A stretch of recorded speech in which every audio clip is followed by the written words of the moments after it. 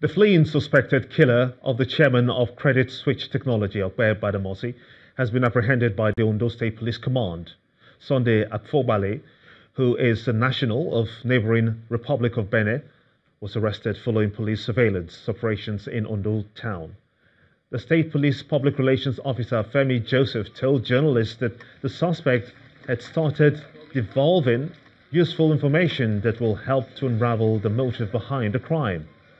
The suspected killer, who was Chief Badamosi's former cook, was paraded at the Ondo State Police Command headquarters in Akure, the state capital, along with 2 other suspects.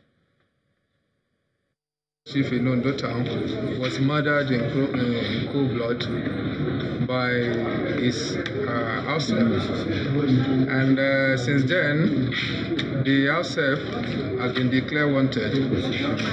And for us in the command here, we have been on the lookout as directed by the Police High Command.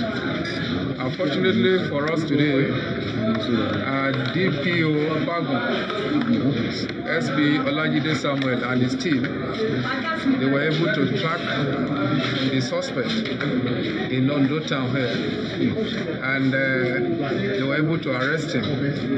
He's in our custody, and he has given us useful information. Still on crime stories, 3 persons suspected to be directly involved in human trafficking, including the owner of a charity home in Aba, Abia State, are now in police net for trafficking 35 pregnant girls, 6 children, and 1 newborn baby. The Deputy Force Public Relations Officer of the Nigeria Police Force, CSP RMO Adeniro, paraded the suspects in Abuja. He says that the owner of the charity home, situated in Isialangwa South local government area of Abia State, and Naba, established the orphanage for the sole purpose of harvesting babies for sale.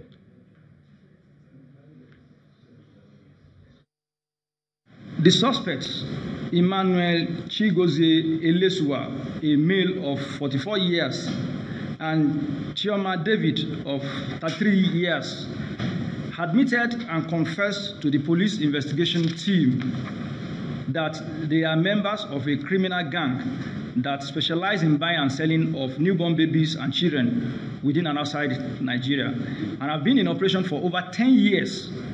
They further confessed that the 2 newborn babies found in their possession at Idiroko border was bought by them at the rate of 350,000 naira from one chief, Lillian Achumba, 52 years, owner of Mma Charity Home in Abia State, now in police custody.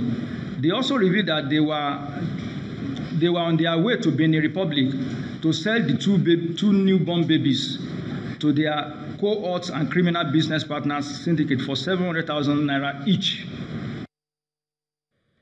Let's now take you back to our lead story, where the controversy surrounding the President's West African Examination Council certificate may have finally been put to rest, as WAEC has indeed issued the President an attestation and confirmation of results.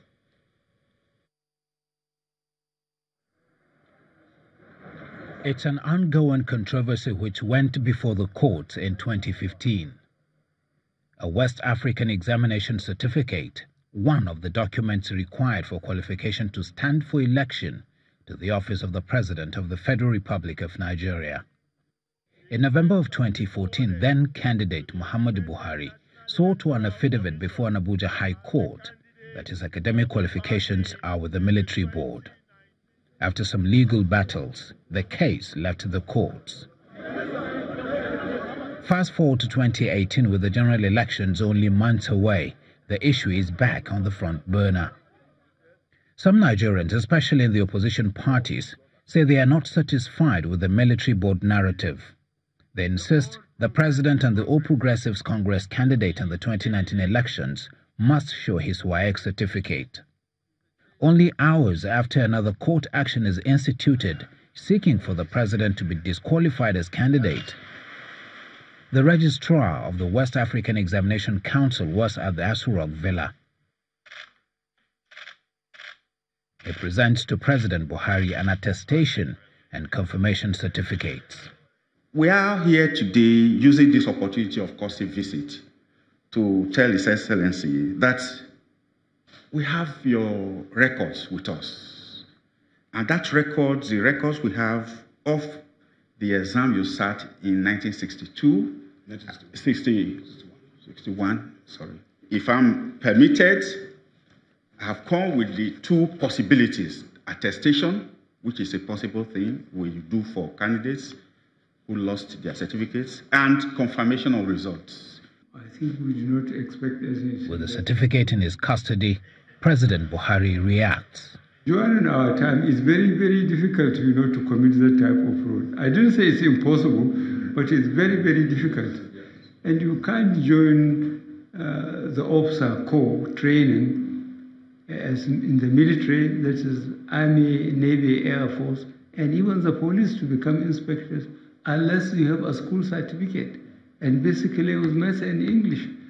A statement released by one of the president's spokespersons gives reasons for WAEC's action, saying, quote, "The West African Examination Council, WAEC, Friday, said the controversy concerning President Muhammadu Buhari's school certificate is embarrassing and felt a sense of duty to produce and deliver to him a confirmation and attestation of his results in form of a duplicate certificate."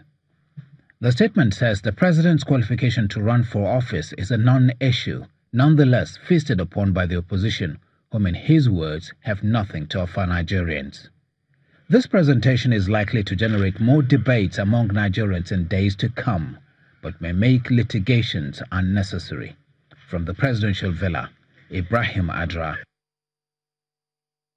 Indeed, let's cross over to our Abuja studios, where Ibrahim Adra is standing by to take us through a couple of more stories. Ibrahim. Many thanks, Gimba. Now, we're still in the nation's capital, where the House of Representatives Ad Hoc Committee investigating the crisis rocking the National Health Insurance Scheme has resolved to summon the Secretary to the Government of the Federation and the Central Bank to clarify their transactions with the scheme. This follows the submission of the embattled Executive Secretary of the NHIS, Professor Usman Yusuf, alleging that his suspension was due to his refusal to release 975 million naira to the Ministry of Health. Our correspondent Terry Kumi reports. The House of Representatives Ad Hoc Committee settles down to the onerous task of getting to the root of an issue that has been very controversial for quite some time now. The crisis rocking the National Health Insurance Scheme, NHIS, which has seen the suspension of its Executive Secretary, Professor Usman Yusuf, twice, first by the Minister of Health and second by the Governing Council of the NHIS. Payment of funds to contractors before supply of goods in connivance. The Minister of Health, Professor Isaac Adewale, is represented by the Permanent Secretary. Issues raised in the petitions were with regards to unauthorized secondment of staff into the scheme, incurring expenditure without due process, approvals above the thresholds of the ES, flagrant disregard disrespect to due process in procurement matters, financial irregularities, and award of contracts with impunity. Professor Yusuf, currently on administrative leave following a presidential directive, has his own claims. They asked for 975 million, I refused. They asked for thousands to go on Esther Code, I refused. They constituted a committee and they are the ones sitting in judgment of me. Let he who has no sin cast the first stone. And at the end of it, they were paid for a job well done for indicting me. 19 million out of people's money. The panel was paid 19 million. Who approved it? The minister. On the allegation of being paid outrageous sums for foreign trips, he challenges the committee to invite the anti-graft agencies. How much dollars was paid to you? Well, to be honest, if I tell you, I'll be lying. But the facts are there and they will be brought to you. You don't know? To be honest, I don't remember. I will. It's okay. And EFCC, ICPC, they've looked at all that. What was said by EFCC when they looked at it? I honestly recommend that this committee invites EFCC and ICPC. No, you are not to recommend to us. Okay, sir. Mr. Yusuf responds to the allegation of issuing a contract to his brother. Who owns that? I told you it's my brother, Mohammed Kabir Yusuf Eradua. Correct. And until this trouble happened, I didn't even know. I learned he won this lot. Let me tell you, no penny has been paid to this company. All those HMOs that you deleted, that is the National Health Insurance deleted for one reason or the other. We want you to forward them to us. The committee resolves to summon the Secretary to the Government of the Federation and the Central Bank over the matter and promises to be fair and just. Terry Ikumi, Channels Television News. Many thanks, Terry. Now, meanwhile, the federal government has inaugurated a probe panel to investigate allegations of administrative infractions against the Executive Secretary, Professor Usman Yusuf, and Secretary to the Government of the Federation, Mr. Boss Mustafa, who inaugurated the 7-man panel in Abuja, emphasized the need for them to be impartial. The suspended NHIS DG is accused of financial misappropriation and administrative recklessness by the governing board of the scheme. This has led to several protests and eventual mandatory administrative leave ordered by the federal government.